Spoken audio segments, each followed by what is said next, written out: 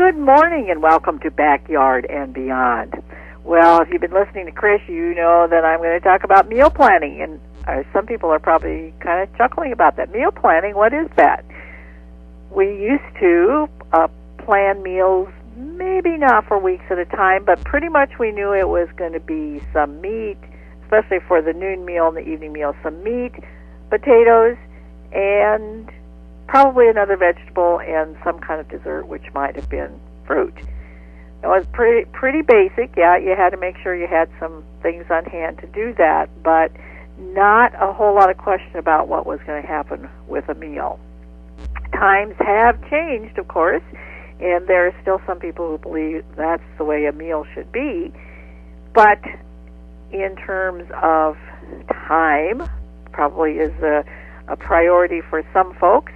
And in terms of nutritional value, in terms of calorie value, that there are lots of different things. So what is important to you when you're thinking about what you're going to have to eat? Is it opening the refrigerator door to see what's in there? Or is it thinking ahead a bit to think about, what food is available, not only in my refrigerator, but when I make a grocery list, what food do I want on that list? Do I make a list when I go grocery shopping? And what are the grocery ads? Is that something that's in your meal planning? It may be a way to save some money, but it does take a little more time. Who in your family makes the decision about what you're going to eat? Well, if you're by yourself, that's pretty easy in terms of who's going to make the decision. It may not be quite so easy because sometimes it gets a little boring thinking about what you're going to eat and preparing it and not having anyone to eat it with. Or maybe it's the choice is to call somebody up and go eat out. But if you have several family members, is there one person in that family that you think about when you plan the meal in terms of what they like and what they don't like? So who in your family is basically influencing the decision-making about what's going to be eaten for a meal? And saying a meal, for some families, it's just because of their schedules. There may not be a meal when everyone sits down together. It may be whatever is handy to pick up on the way out the door again to do something else.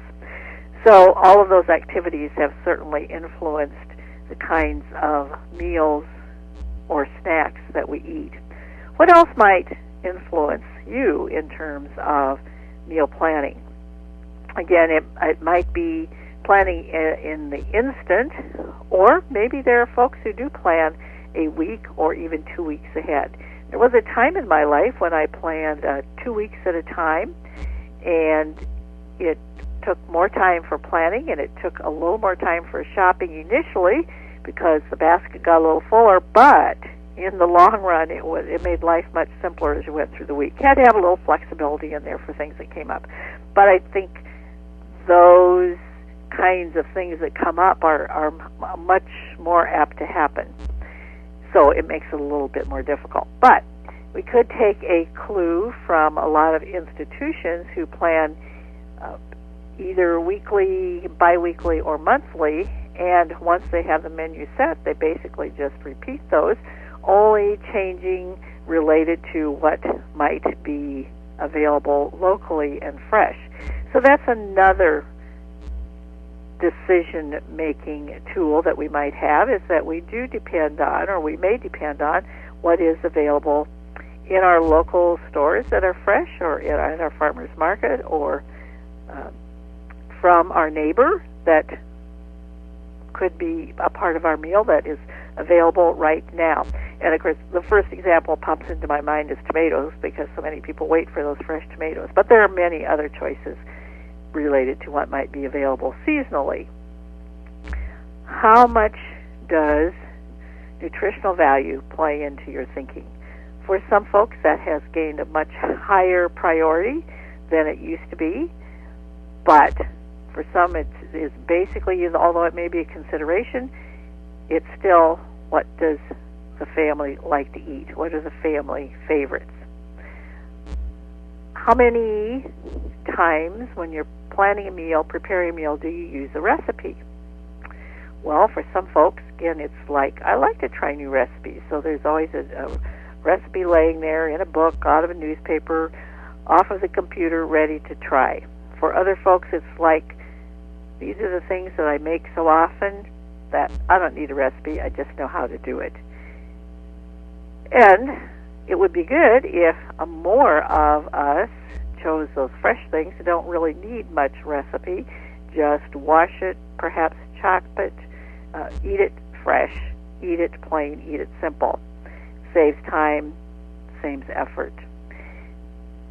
So, in addition to those kinds of things that each family, each person decides in terms of money, time, availability of food, family favorites, what's in season, the meal planning experts tell us that we ought to be thinking about a variety of foods, and that also helps nutritionally, by the way, but thinking about color, temperature, and texture, that our meals will be more pleasant, probably eaten better if we have a variety of foods, but a variety of those color, temperature, and texture.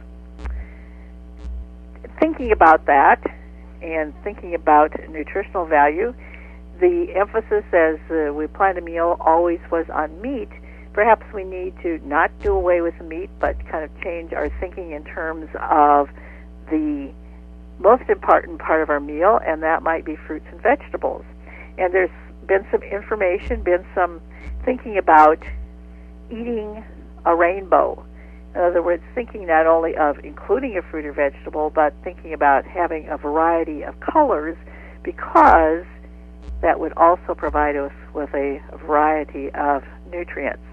In the red family, and I'm sure there's something in this list that somebody in your family likes: apples, beets, red cabbage, cherries, cranberries, pink grapefruit, red grapes, red peppers, red potatoes, radishes, raspberries, rhubarb, strawberries, tomatoes, watermelon. All of them are what we call in the red family, and they provide antioxidants, and some of them, including the tomatoes and pink grapefruit and watermelon, provide lycopene, which helps to prevent, we think, some kinds of cancers. Then there's the whole orange, yellow fruits and vegetables, and some of them are rich in vitamin C, some of them are rich in vitamin A, and they are important for a lot of different reasons, but again, a variety of those will help us with a variety of nutritional needs.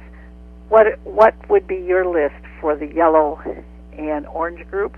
Well, you probably start with oranges, but think about yellow apples, apricots, butternut squash, cantaloupe, carrots, grapefruit, lemons, nectarines, oranges, clementines, peaches, pears, yellow peppers, pineapple, pumpkin, rutabagas, sweet corn, sweet potatoes, tangerines, yellow tomatoes. Those would all be in the yellow-orange group.